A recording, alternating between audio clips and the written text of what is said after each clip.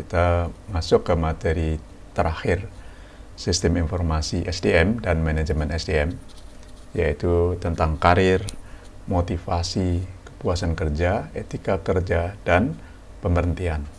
Nah, dari 5 topik ini nanti yang kita terapkan menggunakan Sistem Informasi Orange SRM adalah pemberhentian pegawai atau pemberhentian karyawan. Jadi kita memahami konsep pengembangan karir dan lain-lain. Nah, ini nanti di tugas akhir ya, Anda cukup memasukkan yang praktek atau implementasi sistem informasi SDM dalam hal ini untuk pemberhentian karyawan. Nah, target kuliah kita sekarang ini mampu menjelaskan manfaat dan proses pengembangan karir, cara meningkatkan motivasi, kepuasan kerja, memahami etika kerja, dan prosedur serta jenis pemberhentian pegawai, karena ada berbagai cara atau prosedur yang berlaku di perusahaan. Nah, setiap perusahaan itu bisa berbeda ya dalam menentukan sistemnya untuk penghentian karyawan misalnya. Nah, pengembangan karir ini topik yang umum sebenarnya di sistem informasi SDM atau yang mendasar yaitu manajemen SDM. Bahwa tugas manajer SDM itu yang penting, salah satunya adalah pengembangan SDM. Makanya bagian SDM biasa disebut HRD, ya, singkatan dari Human Resource Development, pengembangan sumber daya manusia. Maka karir itu harus dikelola sejak dari awal ya. Ketika seseorang direkrut itu sudah dipersiapkan akan seperti apa ke depan gitu ya. Nah, tujuan pengembangan karir untuk meningkatkan kualitas SDM yang tujuan akhirnya meningkatkan produktivitas dan keuntungan atau tujuan organisasi tercapai. Ya. Jadi dari sisi istilah sebenarnya pengembangan karir itu semacam urutan promosi jabatan dari satu jabatan ke jabatan lain yang lebih luas ya, atau lebih besar tanggung jawabnya. Bisa juga dari bawah ke atas istilahnya ya. Menunjuk pekerjaan atau jobs yang membentuk pola kemajuan SDM. Nah, jadi arahnya ke sana. Misalnya di sistem informasi nanti tercatat ya semua pengalaman kerja ya, selama di perusahaan. Nah, tujuan kedua meningkatkan motivasi kerja. Ya, ini tujuan belajar kita ya. Bagaimana cara meningkatkan motivasi kerja? Nah, motivasi atau semangat kerja turun akan menurunkan produktivitas. Misalnya absen jadi naik ya, sering bolos atau terlambat, ya, atau pulang cepat. Apa yang menjadi penyebab penurunan motivasi dan semangat ini? Antara lain terkait dengan kepuasan, ya, kepuasan kerja. Nah, lalu bagaimana cara meningkatkan motivasi kerja? Ya. Biasanya ya gaji nomor 1 ya, harus memenuhi kebutuhan pokoknya. Kemudian ada insentif kalau seseorang berprestasi atau targetnya tercapai. Juga kebutuhan rohani ya, seperti keakraban, liburan, dan lain-lain. Pemberian kesempatan untuk maju. Nah, ini kaitannya pengembangan karir tadi ya. Jadi pengambilan keputusan itu melibatkan karyawan, itu juga karyawan merasa dihargai, ya, salah satunya.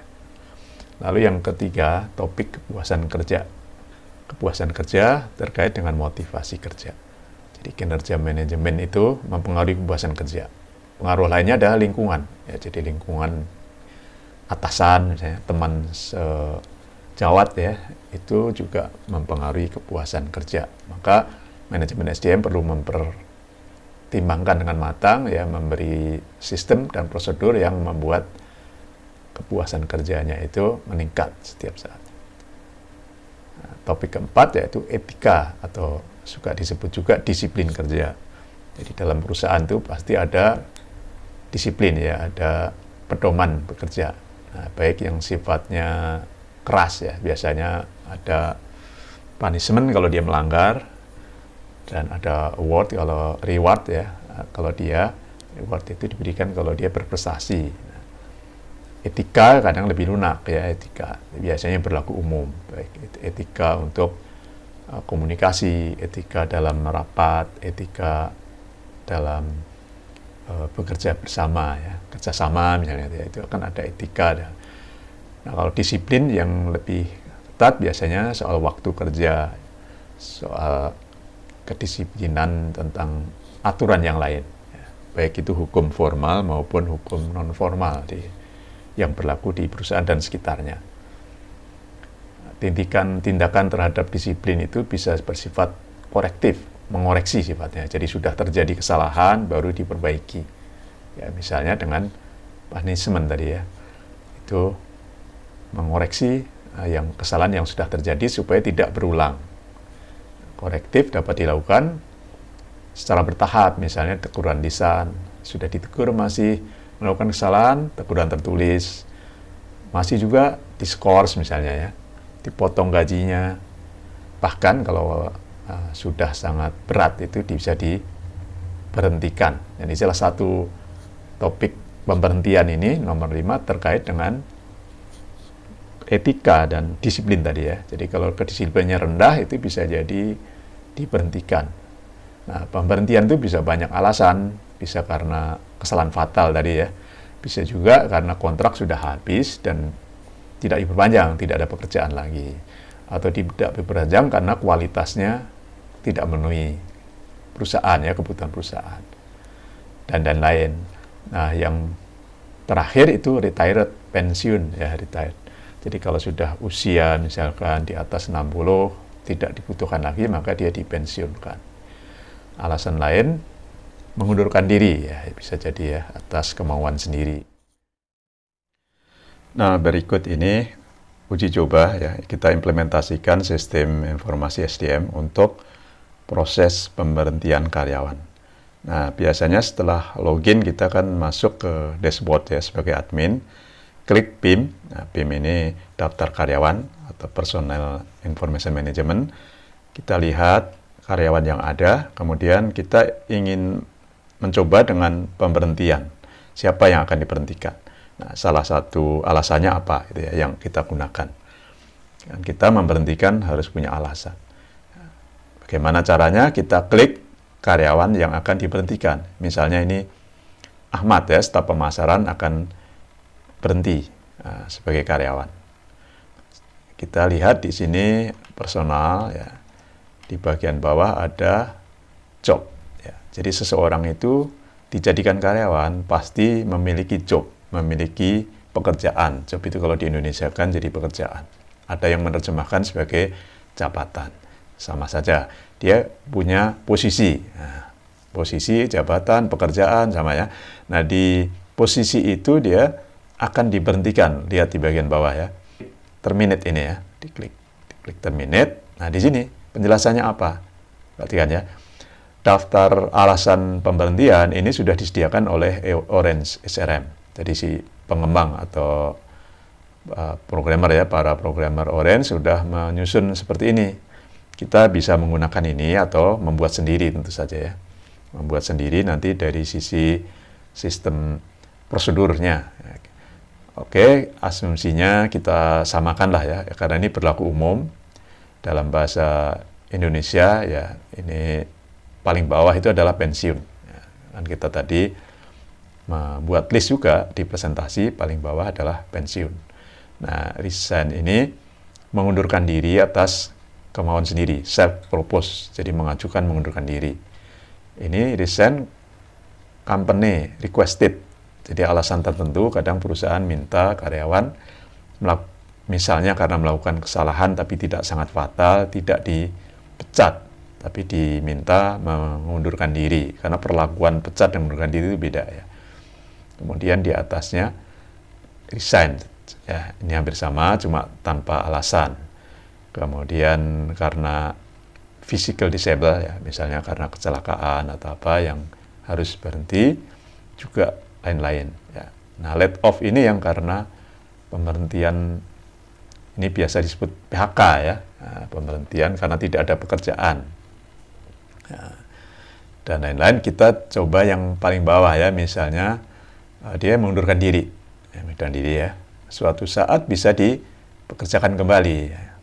Bahkan yang pensiun pun bisa dipekerjakan kembali. Jadi kecuali yang meninggal tentu saja ya, kecuali yang meninggal. itu bisa dipekerjakan kembali. Nah, pensiun ya, kita pilih karena pensiun. Nah, jadi kalau ingin lebih jelas, ini sudah memasuki waktu pensiun, masa pensiun. Nah, diberi catatan boleh dapat dikerjakan kembali, dapat dikontrak kembali dengan kontrak yang berbeda, misalnya kontrak paruh waktu misalnya. Oke, kita confirm ya. Nah, ini sudah tersimpan. Jadi perhatikan catatannya di sini termitted on ini tanggal hari ini. Maka kalau kita lihat kembali ya, karena kita lihat kembali di PIM daftar karyawan yang aktif, perhatikan di sini. Currently employee only yang aktif itu sudah tidak ada nama Ahmad. Ya. Nama Ahmad tidak ada karena dia sudah diberhentikan.